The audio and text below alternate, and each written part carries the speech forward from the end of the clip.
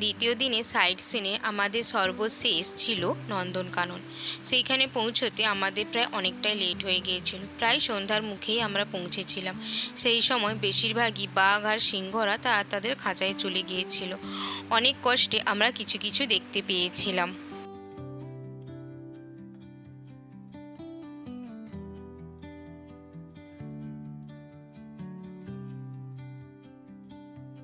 ফিরে হোটেলে আসার সময় আমরা কিছু বরযাত্রীদের দেখতে পাই। এইখানে বিয়েবাড়িগুলো অদ্ভুত। আমাদের এইখানে বরযাত্রীতে প্রচুর লোক যায়, কিন্তু এইখানে দেখলাম কিছু অল্প সংখ্যকই লোকজনই যাচ্ছে। এটা কোনো কিছুর একটা শোভাযাত্রা বেরিয়েছিল, আমরা ঠিক বুঝতে পারছিলাম না এটা কি। আপনারা যদি কেউ জেনে থাকেন অবশ্যই এটা জানাবেন।